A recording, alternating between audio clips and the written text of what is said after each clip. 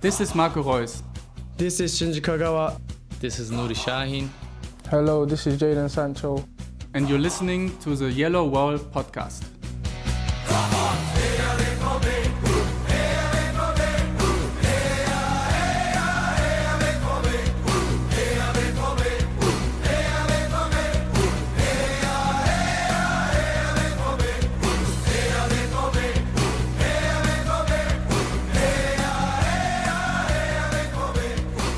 Hello and welcome to episode 514 of the Yellow Wall Pod. I'm your host Stefan Butzko, and today we've got much to discuss. A 3-3 draw away to St. Pauli to start the Bundesliga, two new-ish signings in Chukwuemeka and Anselino joining from Chelsea, with Fabio Silva seemingly on his way to BVB, while Maxi Bayer could be headed to the Premier League.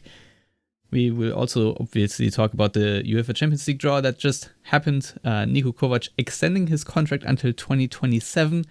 BVB releasing a new cup shirt, and Sunday's first home match of the season to Union Berlin. To talk about all that and maybe the Bellinghams yelling at Kiel, I've got some backup here with me, Matthias Zug and Lars Braumann. Hello Matthias, how are you doing? I'm doing quite well. How are you doing? You know what? Maybe I'll start with a little disclaimer that I not really see the first game against St. Pauli in full, because I chose me over Dortmund and played some football myself, which was more enjoyable, though I did see the final 15 minutes, so I guess I really picked it worse. Anyway, Lars, how are you doing? Well, now that I've found out who's actually at fault for Dortmund dropping 2 points in Hamburg, I'm doing better, I suppose. Well, yeah, let's talk about it. So it was the first choke job of the season. The headlines coming out of that is obviously that Bellingham only played 45 minutes, that Mane got a red card, and Guirassy missing a penalty, and that the hashtag #FallApartFall is starting in August apparently already. Lars, I know we don't have too much time, but I think we still should discuss this game a little bit, considering it was the first of the season. So what were your takeaways? Let me preface it by saying I think St. Pauli away is a pretty tough fixture in the Bundesliga, because that's one of the best coached teams in the league, very organized, playing with high intensity, especially the first home match being on a Saturday evening. Like, there were a couple of mitigating circumstances, if you like, but obviously when a side like Dortmund scores 3 goals away from home, you would expect them to win against a side that is probably more likely to fight relegation than, you know, aim for maybe, 8th in the Bundesliga or whatever. So obviously a major disappointment not coming away with 3 points. I wouldn't actually say that Bellingham would have been a big talking point, but his father made it one, because he's not at full capacity at the moment after his wisdom tooth operation or whatever that was. Didn't really have much of an impact in the game, so probably would have been better for him to start off the bench, but it is what it is. I think the talking point more so probably Filippo Mane maybe showing his lack of experience, maybe naivete, even though if we didn't have so much to talk about this week, maybe we would be talking about VAR, because I'm not entirely convinced that was actually a case where VAR should have intervened, but it is what it is. And the most annoying thing is obviously that even after that situation going to 10 men, they were still leading, because it was 3-2 after the penalty, and then they concede a very dumb goal where a number of players, chief among them Zero Guirassy, could have closed down the scorer, but they let him shoot from 20 yards or whatever, and he scored basically his second banger against Dortmund. So fool me once and all that. Yeah, I think the reason why VAR intervened is maybe more that it was a red card review rather than a penalty review. That's sort of my approach to this. But anyway, Matthias, maybe your thoughts on the St. Pauli game as well before we move on. Well, clearly it's my fault that Dortmund didn't win, because in the previous episode you asked me about my impression of Filippo Mane, and I said, well, we've had way worse young player debuts at Dortmund, and it really wasn't that bad. And then he gets sent off, in his first Bundesliga match for Dortmund. It was a dumb foul. I mean, it's like there was no need for it. his positioning was wrong, so the attacker kind of slipped in behind him, and to make up ground, he decided to just hold on to him, which is it's just dumb. I mean, there's no other way to describe that other than that was a stupid foul. You could chalk it down to age, but granted, we've also seen significantly older players make similar stupid decisions, but with him, it was probably a panic reaction. I would say it's a match of two penalties, because of course, Guirassy missing a penalty, which is not very typical of him, and then St. Pauli getting this penalty, because I think, had Guirassy made that one, and at that point, it would have been like, Dortmund would have been up by 4 goals or 3 goals, 4-1. The entire tone of the match would have changed at that point. But, Brandt scored a really nice goal. Very difficult to play, but I mean, the match shifted so dramatically at that point. I mean, there was already pressure building from St. Pauli. Clearly, at that point, they had a few good chances prior to that situation. And then that just kind of, they had the momentum at a very difficult point in the match towards the end when, the momentum kind of shifts anyway. And then you get the home crowd behind you and it just pushes them further. And Dortmund were struggling to reorganize themselves after losing yet another central defender. It kind of played into St. Pauli's hands at that point. So it was highly entertaining. It definitely wasn't a boring match. And I will have to say now, kind of looking back at how Bayern and Stuttgart also had pretty damn close cup ties.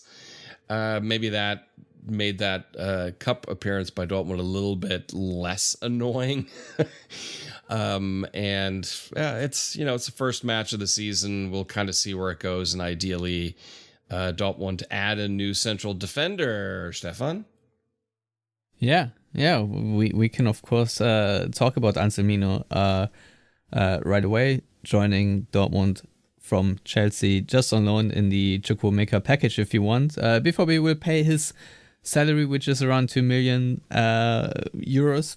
Obviously, there are some question marks. Obviously, first of all, I want to say it is nice that Dortmund do add a central defender, but last season he has played 62 minutes in Premier League 2 and 2 whole minutes in the Club World Cup. And I think overall on Transfermarkt, his recorded minutes in his professional career since 2023 are around about 2,343. So he is not coming here with a lot of rhythm and match practice, so that I guess already puts a question mark whether he is even going to play or available to play against Union Berlin on Sunday. I'm just gonna pass that question on to you, Lars. Maybe packaged with another question. Is your overall thoughts on this signing? Well, I'm pretty sure he's going to play against Union, because the reasoning behind the transfer, admittedly so by Lars Ricken, was that they had to switch, targets when they suffered their very much predictable injury crisis. Ricken didn't mention Mane, but obviously that factors into it as well. So they kind of, I'm assuming, throwing Anselino into the deep end and hope that he can keep his head above water. I think it's, in some ways, it's probably a good idea to, loan someone for reasonably cheap money, because there's no financial risk involved with it. The flip side is that Dortmund don't have a buy option or obligation to buy the player, but I don't really see that as that big of an issue, because Chelsea are still going to have too many centre halves in 2026. So if Anselino does well at Dortmund and he likes it here and wants to say there are always ways to do that, and I think we are probably all in agreement that a centre back is going to be bought in 26, because Emre Can, Niklas Süle will be out of contract. We are not expecting both, definitely not. Maybe one of them will get a new contract, more likely to be Can. But I think they are going to sign a centre half of some stature next year. So maybe getting Anselino now is giving them the opportunity to evaluate him. Obviously, they only sign him because they know him from his days at Boca Juniors. They must have been in on his transfer before he went to Chelsea for, I think, something like 16 million euros. So they know the player pretty well, despite his lack of playing time. I honestly don't know the player very well. I talked to an expert from England about him, who said he's like the quintessential modern centre half, good on the ball, good enough in the air because he's not like super big for a centre back. But obviously, yeah, you saw Chukwuemeka outsizing and out physically him in the sort of signing video that Dortmund posted. Well, you put them side by side. Chukwuemeka specifically said that Anselino is stronger and he also needs a shirt size larger because Chukwuemeka is tall and lanky and Anselino is a bit stockier, sturdier built, which is obviously buffier, something that you need at centre half. Even though I'm expecting him to be playing on the right side most of the time in the back three, because Anton is obviously not to be questioned, and on the left side you have Benzibaini, so it's that right centre half position where Anselino and when he returns from suspension, Mane will probably battle it out for playing time until one of the grown-ups comes back, let's say. Well, we can only hope that he has actually some playmaking capabilities, because with the double pivot setup, the way Dortmund played in St. Pauli, oh boy, Dortmund do rely on their center backs to build up from behind, and if there is none to really do that, it's going to be somewhat problematic. So I'm cautiously excited about him, since I've also seen a few sort of videos of him playing very much on the front foot, very keen to intercept passes and whatnot. Hopefully that all works out. Matthias, I obviously also want to ask you if you have an opinion on this signing. I mean, I've occasionally dip into Argentine football just because able to watch it, and it's fun. It's chaotic. It's crazy. It's honestly crazy. And being in our time zone in the United States, more or less, it's like, hey, support our quote unquote local football, at least in the Americas, and take some interest in there. And you see a lot of players that'll eventually blossom in Europe, or those that have come back from Europe and it's kind of towards the tail end of their career. I kind of echo the fact that he has the framework to be a potentially very good modern central defender. We've heard that a few times. We'll see how he does when he actually on a regular basis has to deal with top quality European football, and specifically high paced physical Bundesliga football, compared to a little bit less so, let's call it that, in Argentina or Spain. So we'll see. I'm cautiously optimistic. That seems to be my motto. I should have a t-shirt that just says I'm cautiously optimistic. But obviously it's the right thing to do. Yeah, I'm not big on a club like Dortmund just taking a straight up loan without any option to buy, because I don't think there's an option to buy. But who knows? Maybe they can, if it works out, they could maybe add him. We'll see. But it's definitely a need, and it's the quickest, cheapest way to take care of that need, and to kind of combine that with signing of Charlie staying. And I yes, there are question marks with him just because of injuries, but when he played really well. He was an impactful player. So overall, I think this is a package that benefits Dortmund greatly. Yeah, let's talk about it. Obviously, 5-year contract. He has been signed till 2020-30. Signing fee around 20 million euros plus 5 in bonuses. He's 21 years old, and the caveat, as you just said, he has not really played a single game over 90 minutes for Dortmund last season, but we did see in glimpses what kind of player he is, and I'm just gonna say it: if Dortmund managed to turn Chukwuemeka into a reliable, healthy player that can consistently play, even if the transfer window goes haywire in any other way, I would almost give them a 9 out of 10 for it, because I think he's going to be such a big difference maker. Now my question is, Lars, obviously, health concerns aside, because it is a yes but transfer, if you want to call it that. Where do you see him slot into this starting 11 at the moment? Obviously on paper, because we don't know if he's even going to start anytime soon. I don't know what exactly his fitness levels are. I think it's almost pointless to think of it in terms of a starting 11, because whenever do Dortmund have their A team, as it were, ready and available, like that simply doesn't really happen in modern football, especially with all these midweek fixtures due to Champions League and then international breaks as well. A lot of opportunities to get injured or do something else that's stupid. So I think in a microcosm, I'm not sure he's actually walking into the starting 11 just like that, because we really haven't seen him be that kind of player for Dortmund. He's been an impact player off the bench, and I don't know, his one start that was really promising was against Freiburg, if memory serves, but he was an impact sub against Gladbach, for example. So, I mean, if I can take the question to be a bit more general, I would say that Chukwuemeka is probably Dortmund's 10 going forward, especially after this year, when we are probably all assuming that Julian Brandt is not going to sign a new contract. So he's probably gone at the end of the season, and then Chukwuemeka, while physically and perhaps from a playing profile, he's naturally more of an 8, I would say. With his long legs and dynamism, he can make runs, he can carry the ball, but I think just his overall technical ability is so far ahead of basically everyone else in Dortmund's midfield, that he's probably going to be like their line-breaking number 10 with Bellingham, Mecha, whoever is the 6 going forward, because it can't be Marcel Sabitzer for more than this season. And then maybe Pascal Groß as like the elder statesman, veteran in the dressing room,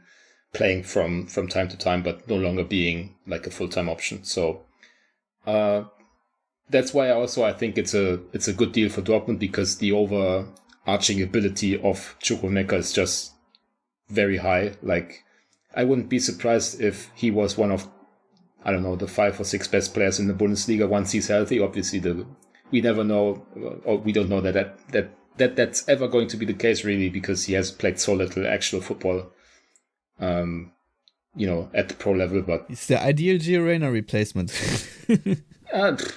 I think Reyna suffered from like this one massive injury which cost him so much time, whereas Chukwuemeka has a lot of small problems that take him out of training rhythm and all that. But I think it's been reported that Dortmund believe it's mostly down to him having a late growth spurt, and something that with enough management on the training ground is probably going to be taken care of.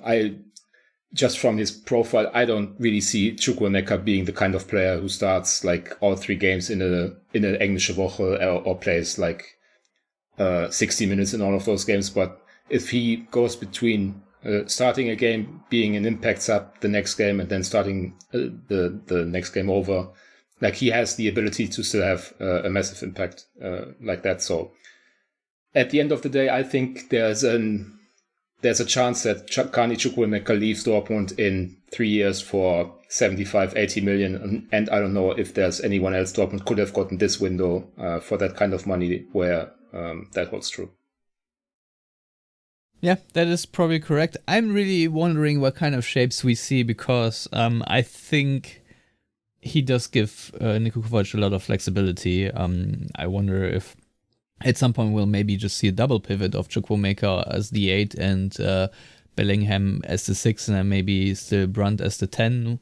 Or if we have, as you said, Chukwuemeka as the 10 and then Mecha and Bellingham as double pivot. Sort of, that is a triangle that I see, which is a very physical, very dynamic triangle. I don't know if you then still need a true number 6 or no.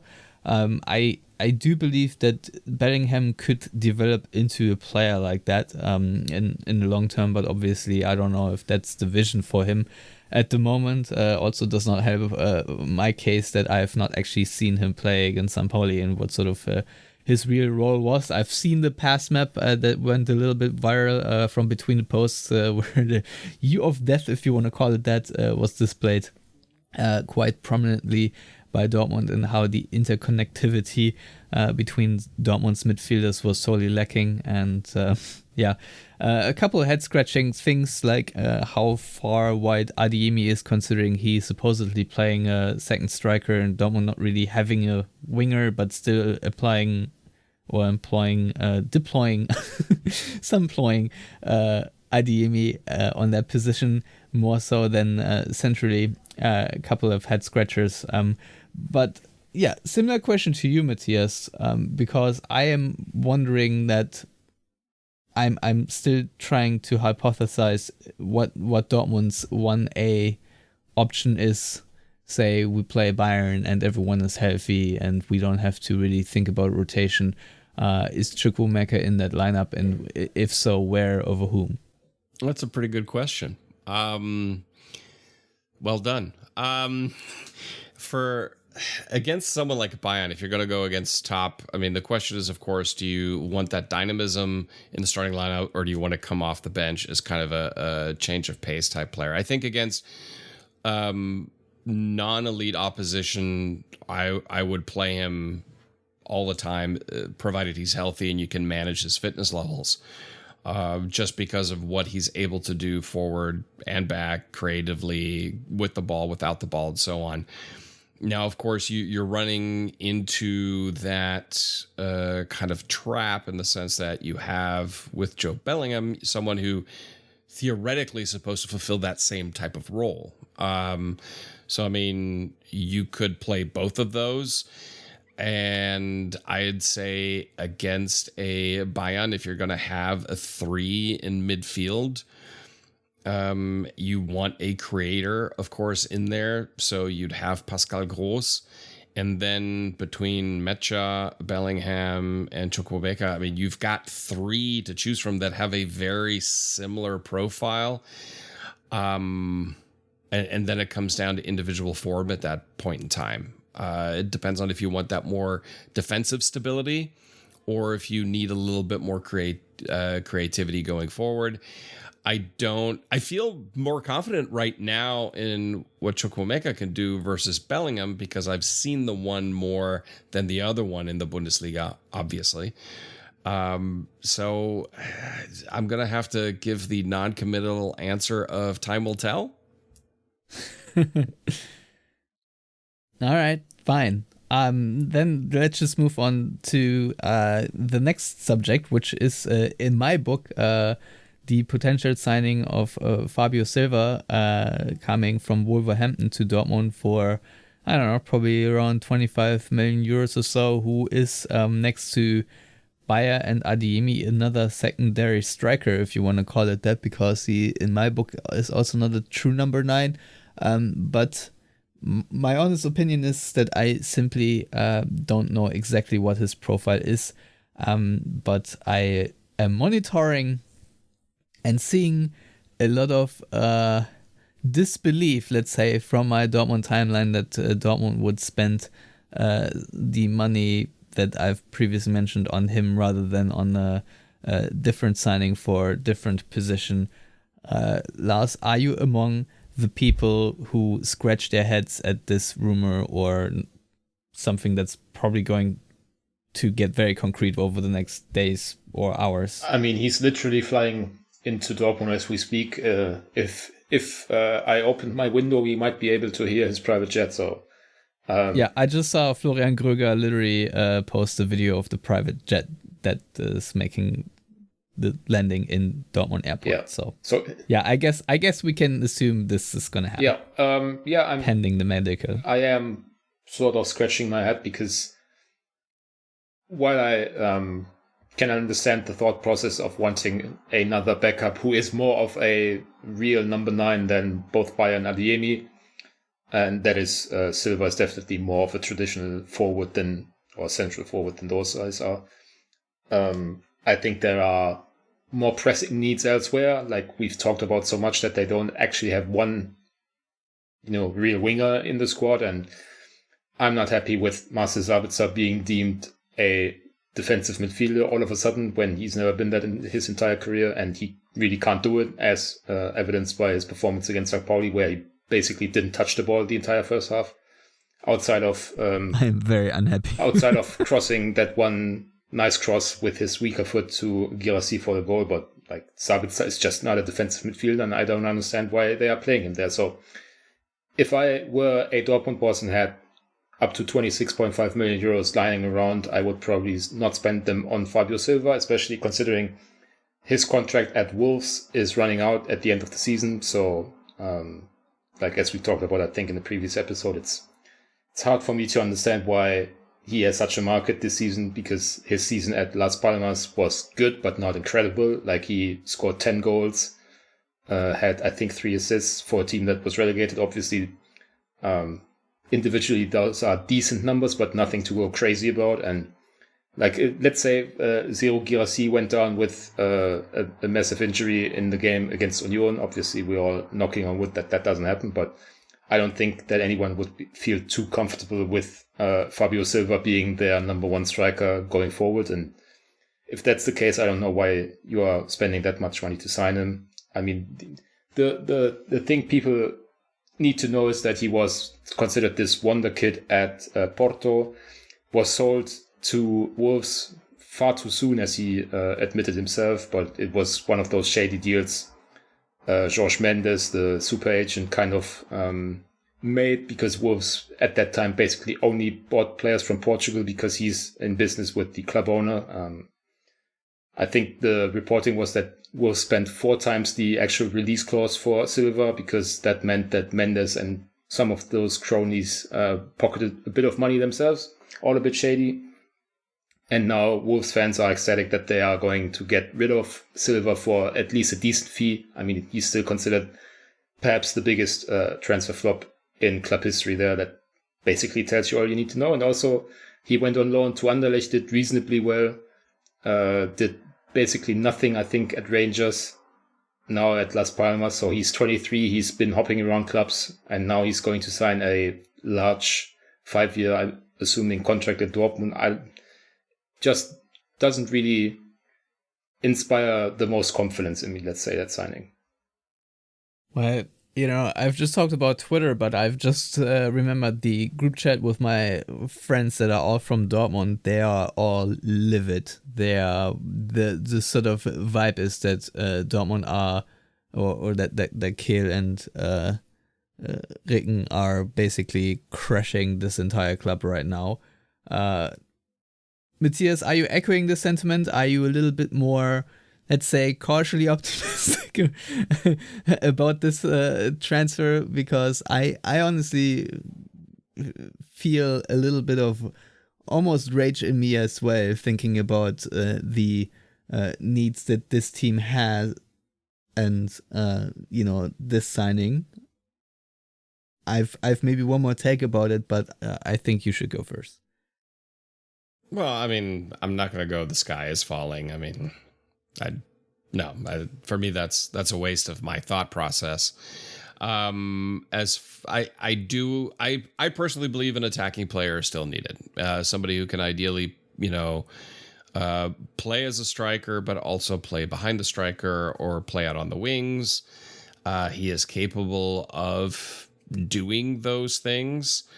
He had a pretty good season at Las Palmas. Now, granted, it's in La Liga. I've got kind of my opinions on La Liga to a degree. But, I mean, he was involved in goals every other match, kind of a thing. He played 24 times.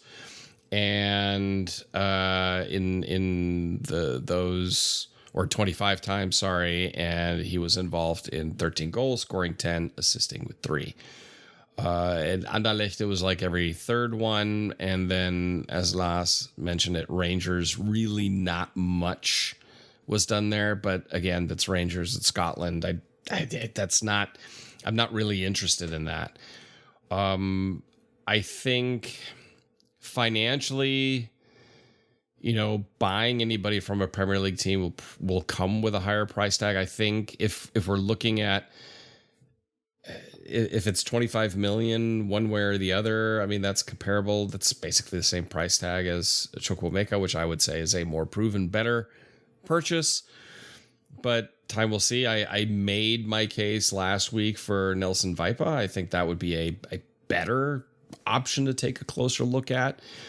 Things are going to get interesting here anyway, because, we just saw that Voltemade is going to Newcastle for an insane amount of money. So that's going to start that carousel moving in the Premier League, which could have a trickle-down effect to the Bundesliga and Borussia Dortmund in particular. And which could then lead to further investment in other areas of the squad. I think wide player, that's an area that you could look at investing an additional player in there, at least somebody who's flexible enough to be able to play in those roles. I think central midfield, for my tastes, I'm okay with what's there. Now that you've added another central defender, once everyone is healthy, you're going to be able to rotate a bit there. I'm not seeing this as dire as some people say. It's a little bit of a head scratcher because he definitely wasn't on my radar at all. I had other players that were a little bit more on my radar that may be a little bit cheaper. So this is kind of one that's leaving me a little bit ambiguous with a question mark. Let's put it that way. I'm not going to say cautiously optimistic. Let's call it questioningly ambiguous. Yeah, I'm not sure if that makes a t-shirt, honestly, Matthias, but nevertheless, I honestly think the price tag is just way too high. I think this is a signing you should have made in a different player, maybe with a similar profile for a cheaper money and much sooner in the window, because I think there were players available. So I think it's just lack of creativity on by the Dortmund front office, and I just also think it's a waste of our resources, frankly. And if this also has the knock-on effect, if you will, of Maxi Bayer leaving to Brentford or Sunderland or other teams, or Aston Villa, I've forgotten who exactly all was linked with him for, I don't know, 70 plus million or so. I don't know if I will be a happy camper about that either, because I feel like Maxi Bayer should definitely be a player that Dortmund develop over the next seasons, and not someone that they cash in instantly. Now, obviously, we can look at Gio Reyna and say, well, at some point his market value was around 42 million and they should have cashed in then, yada, yada, yada. But that's just not my view. Lars, how concerned should I be about Maxi Bayer potentially leaving Dortmund in this transfer window, which I think we could all label a surprise? I mean, first of all, if someone offered you 70 million for Maximilian Bayer and you say no, I'm kind of questioning your sanity, because as much as I like Maximilian Bayer, he's not a 70 million player, and I'm not sure Dortmund offer the kind of development environment right now, with the coaching situation as it is, with the squad depth or lack thereof as it is, in which I can foresee Bayer turning into a 70 million player. So if someone goes crazy in England, I'd probably think you take that and say goodbye and kind of ask yourself what would have been, but I'm not convinced that that's actually going to be the case. I think the reporting about Bayer has been that there are, let's say, competing interests between a number of agencies, because a lot of times players have one agent for domestic affairs, as it were, and another agency perhaps at least being involved in moves abroad. And it seems like there is a, let's say, slight disconnect in like what Bayer actually wants, where he might go. I think Ruhrnachrichten have said that this, 70 odd million offer is coming from Brentford, whom Bayer allegedly doesn't want to join because they aren't playing in Europe. Aston Villa are, I think, in the Europa League. Sunderland are obviously promoted side, but I hadn't actually heard Sunderland being mentioned. I'm pretty sure that there is interest, because so much smoke towards the end of the transfer window usually means something. If it were, let's say, the middle of July and it's basically nothing happening in the summer, then maybe I would consider this to be just, rumor mill stuff. But towards the end of the window is usually when the actual good stuff comes out in terms of info. So I'm pretty confident that there is significant interest in Bayer from England, but I'm not sure that it's going to end up manifesting itself in the kinds of offers that would really make Dortmund question things. Now, obviously, I think Matthias alluded to kind of a striker merry-go-round in England now being opened up with Woltemade going to Newcastle, which presumably means that they are selling Isak to Liverpool. Does that mean that Newcastle are out of the running for, let's say, Strand Larsen from Wolves or Johan Wissa from Brentford, who obviously would make way possibly for Bayer? So a lot of moving parts, as always, on the transfer market, but I think I would put the chances of Bayer actually leaving until Monday when the transfer window shuts well below, let's say, 40%. Yeah, I mean, like I said, it would actually surprise me if this happens, but stranger things have happened, and of course, Dortmund, talk about how cash-stripped they are pretty much the entire offseason, so maybe they, and they still feel like they are a selling club, and there's maybe not that many other players that will have a market anytime soon, so maybe this is sort of their way of thinking. And as for Maxi Bayer, I don't know if he is thinking about getting more playing time elsewhere because it's a World Cup year, but I honestly don't think Brentford would really increase your chances to do that, but you also never know what's going on in the head of a, how old is he, 20-year-old footballer who just sat on the bench for 90 minutes at St. Pauli. So who knows? But I guess we'll just talk about it next week when all of this is done. In the meantime, I am very intrigued what Dortmund do and don't do on a transfer market. But my best guess is that they will sign Fabio Silva, and that's that for this year, honestly. Anyway, Matthias, I'll let it up to you. Do you want to talk first about Niko Kovac extending his contract until 2027, or do you want to talk about the Champions League draw first? Well, I mean, we're in the middle of contracts. We may as well cover Kovac extending for now. All right. So it is an interesting one that happened now. I think it's actually... Well, I don't know if I want to say good timing, but it does make sense to just do it now and get it over with. It's sort of a non-committal commitment, if you want to call it that, since it was only a 1-year extension. So it's not like Dortmund are all in on Kovac, but they're a little bit more in now on Kovac than they were before. Cynics would say that Dortmund just want to pay out a little bit more of severance package come December. But Matthias... what's sort of your take on this extension? Yeah, kind of the same thing. I mean, I probably would have waited until, the winter break to do this, just to kind of see what happens this season. And but I can see from Kovac's perspective, is like, no, I don't want to be a lame duck coach, so... I want to at least have that assurancy that if and when you fire me, that I at least get an extra year of payment out of this deal. So, yeah, I mean, it's fine. Personally, I would have liked to have waited till winter, but it's, again, 1 year. If it would have been like, oh, they extended them 3 seasons, that would have ticked me off, because I'm like, there's no reason for that. If come... the end of this season, Dortmund are, win a cup, have a good showing in the Champions League and, finish second in the Bundesliga. Yeah, then I think there's enough there that you could justify a longer extension. So I'm okay with this.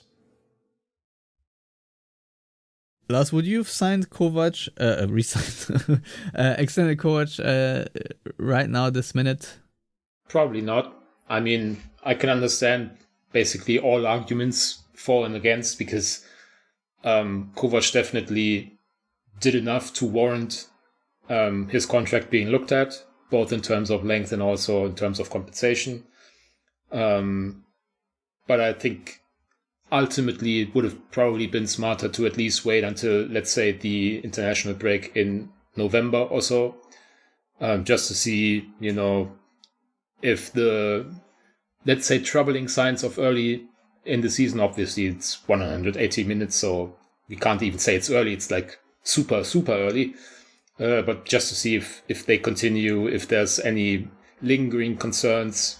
But yeah, I think Kovac deserved his contract to be looked at, did enough so far. Also in terms of like his outward persona, I think they are very happy with how he presents himself as Dortmund coach. He hasn't had any issues as he used to have, for example, at Bayern with Thomas Müller. I think there were issues with, for example, Max Kruse at Wolfsburg. So it seems like, well, yeah, but it's still an important player for that club. So it doesn't matter that he's a head case. You still need to keep him in line, as it were. And whereas Kovac failed to do so in his previous stops, he seems to have everything at Dortmund pretty well under control. So, I mean, at the end of the day, nobody really should be surprised that they signed a new contract with him. The only thing that is a bit surprising is that they did it now instead of one of those autumn international breaks where nothing else happens. And that's kind of what dominates the news cycle for a week or so. Maybe that was a statement that, despite, the bad vibes of the first 180 minutes, we are still fully committed to Niko, or maybe he really pushed for it. I don't know. I think at the end of the day, everybody knew this was going to happen eventually. So it's not that, massive talking point, as evidenced by our talking about it after 40 minutes in this episode. Yeah, I guess that's correct. So let's talk about the Champions League draw real quick then. Certainly an interesting crop. The home games will be against Inter, Villarreal, Bodo Glimt and Athletic Club Bilbao. Away, Dortmund will face Manchester City, Juventus, Tottenham and FC Copenhagen. Lars,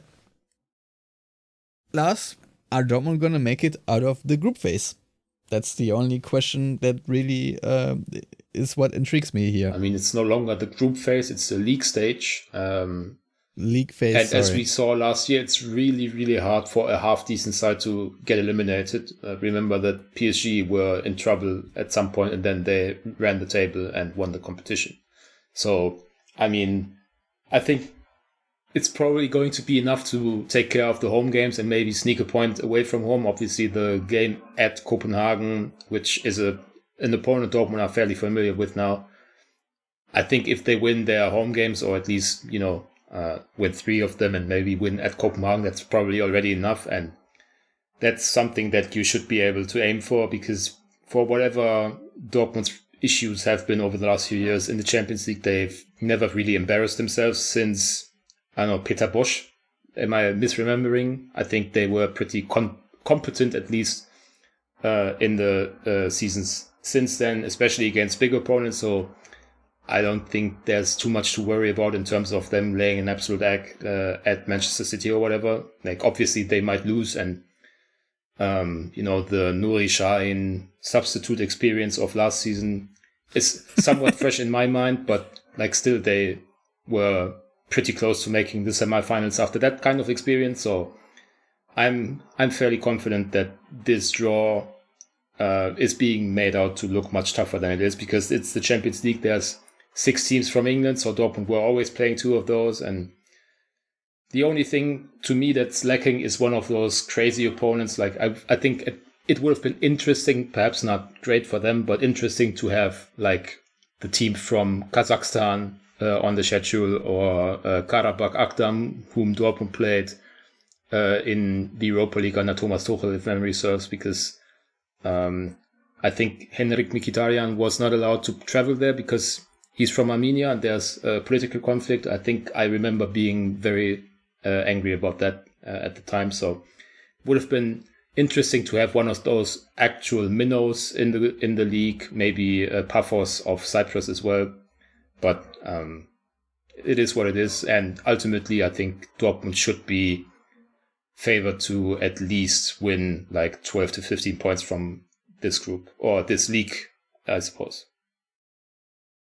Yeah, Matthias, a draw also puts you in a very special spot because you also have sympathies for Inter. So has Lars, really, and of course Tottenham. So how are your emotions on that front?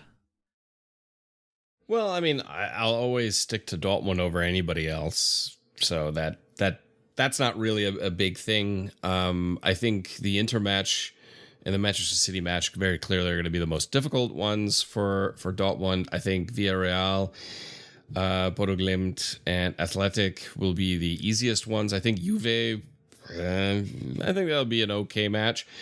Tottenham will be interesting simply because if this would have still been Postecoglou's Tottenham going up against Kovac, I think Dortmund would have taken them apart because Kovac, that plays to Kovac's strengths from a tactical side, and Postecoglou couldn't coach a team to defend anything.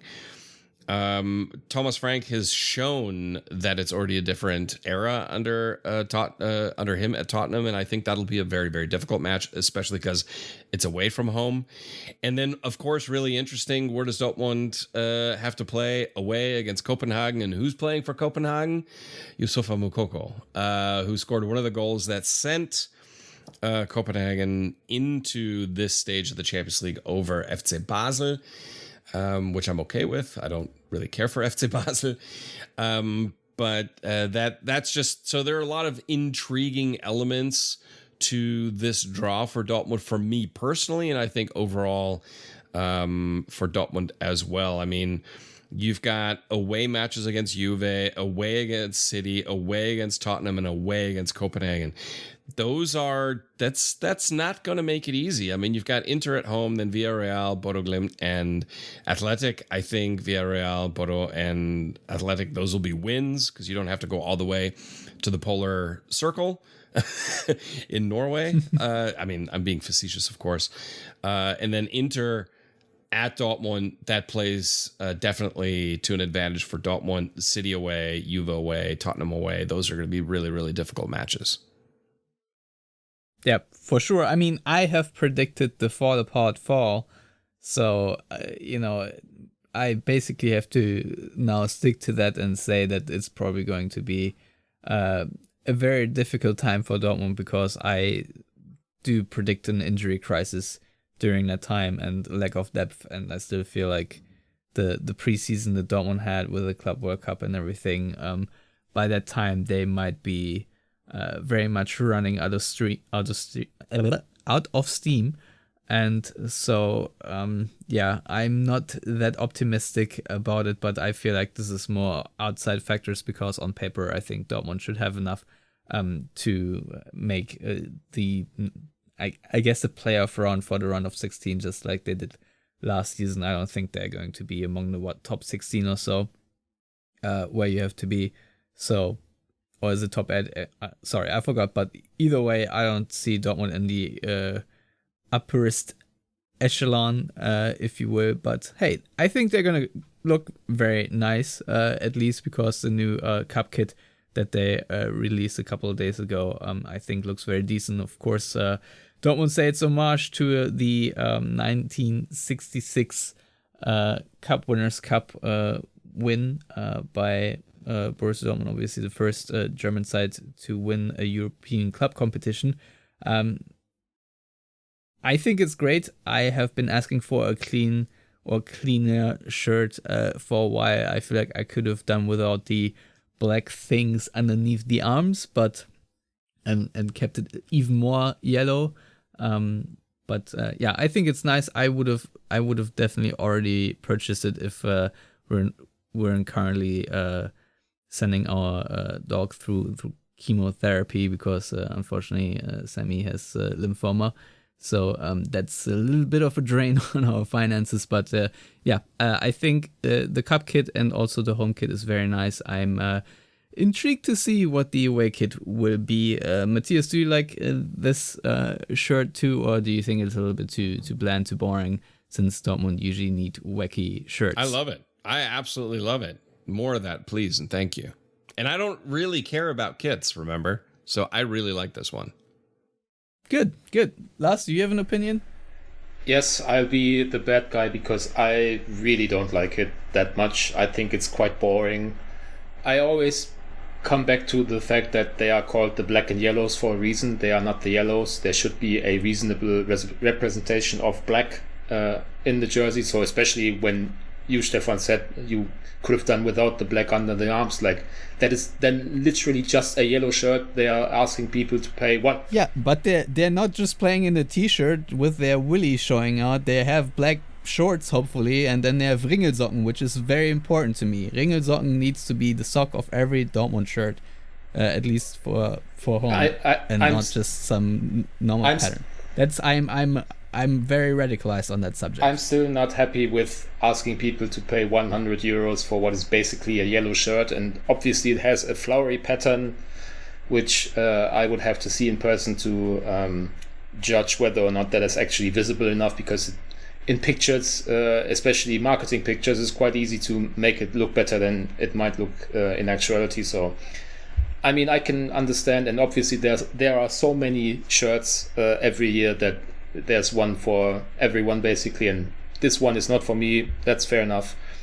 But I can also already tell you that you are going to absolutely hate the away shirt, because that was basically leaked months ago, and it's quite something. It's gray for whatever reason, or at least has gray parts and some weird patterns, and I think it's one of those that is actually quite ugly, but 5 years down the road, some people might wear it on the street and you go, hey, remember when we all thought that was so ugly? That doesn't look so bad now.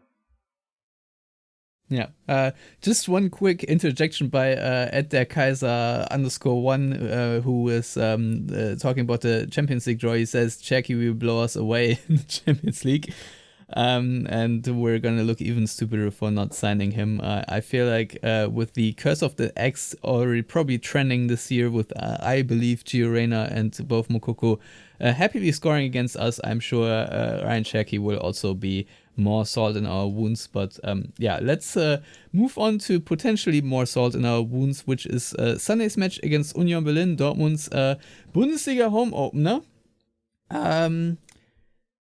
How are we on the cautiously optimistic scale, Matthias? Home against Union Berlin, I'm very optimistic. Away against Union Berlin, talk to me next week. So at home, I'm very optimistic. I think they'll do really well. And so, it's not even cautious. I'm just optimistic. I think the 3-3 against St. Pauli, rattled a few cages. Like, hey, this isn't going to be an easy season. And we've already seen that with other teams struggling both in the league and in the cup, where I was surprised that they actually struggled. So Bayern more in the cup than in the league, obviously. So, the game against Leipzig was whatever the opposite of struggling is. For sure. It was really weird for me emotionally, because on the one hand, I love seeing Leipzig decimated. On the other hand, it was Bayern. So I always focus on what lets my hate flow through my veins, honestly. Leipzig getting curb stomped did give me a lot of life. I've said it many times. I'd rather see Bayern win it 100 times in a row than Leipzig win the Bundesliga title once. So there you go. But I think it's going to be Union Berlin. It's always uncomfortable against Union Berlin. They're always well coached. But in Dortmund, I feel pretty good that Dortmund are going to win this one. Yeah, so they did beat VfB Stuttgart on by 2-1 in their own home opener last Saturday on XGs created 0.3, XGs conceded, if you will, 1.7. So maybe that's already an indication that that win against Stuttgart was a wee bit lucky. I think overall, Stuttgart, I did see them struggle against Braunschweig as well, but also watched them in the Super Cup. I actually do think they have a very decent side now. Obviously, we will see how the whole Voltemade thing is going to work out for them and if they will have a capable striker. But I mean, they should at least have the funds. Maybe they hijack Fabio Silva deal. Who knows what's going to happen, but I still think that Stuttgart are a very competent team that can finish ahead of Dortmund in the league table if Dortmund fall apart too much. But that being said, there are also some issues for Stuttgart where Dortmund might still finish comfortably ahead of them. But this not being a Stuttgart podcast, I'm more interested in what the starting lineup is going to be on Sunday. And Lars, I would like you to tell me if you expect any significant changes to the starting 11. Obviously, Mane is out, as we've just discussed, and you have already said you expect Anselino. Anything else that you A, think is going to change and B, think should change? With the press conference being on Friday and we are recording on Thursday evening, like it's a bit of a wait and see. I mean, I'm kind of not expecting anything else because Kovac already said that he wants the same team to basically play all 3 games before the international break. Now, obviously, that was before Bellingham didn't start against Essen and before he switched from starting Bayer to sitting Bayer on the bench for 90 minutes. So who's to say what Kovac's words in those terms are worth, but I don't expect any major changes outside of Anselino. And if it were up to me, I would probably play in the matchup ahead of Sabitzer because while both aren't, prototypical defensive midfielders, I think Mecha has much more upside in that role. He's already shown it. And that would also accommodate for Bellingham a bit better because I think him and Mecha and Groß, when Sabitzer is the only defensive midfielder on the pitch, it seems like they are basically standing on each other's feet. So getting that resolved would probably be my version of it. And then seeing as neither Bayern nor Adeyemi have done anything in both of those games, maybe flip a coin between those two. Yeah, that is actually a very good guess. Like, what I don't understand really about the whole Sabitzer Groß double pivot is just also, at least to me, it kind of lacks vision. They're both relatively aged. They're not going to play a very long time. I feel like with Bellingham and Mecha, even if you feel like they're below in the pecking order, I still, think at least there's something you could like build in midfield. I don't, and Pascal Groß, while he obviously can play some really nice passes, has also some very glaring deficiencies, especially his pace. So, I'm not entirely confident how much of him I actually want to see in the starting lineup. I don't know. It's a tough one because it's very much weighing of all the pros and cons. It's not like Joe Bellingham is a proven Bundesliga starter at this moment, and Felix Mecha is also very much a streaky player. But I still feel like if you want to develop something and build some automatism, if you will, then I think this is the way to go. Matthias, correct me if I'm wrong, but that's sort of my approach right now. I will not correct you because you are not wrong. Okay, thank you. Well, I think that wraps it all up for this podcast. So, to you too, thank you very much for guiding us through a very jam-packed episode. And to everyone out there, enjoy Sunday's game, hopefully, and we'll be back with another episode next week. Until then, goodbye.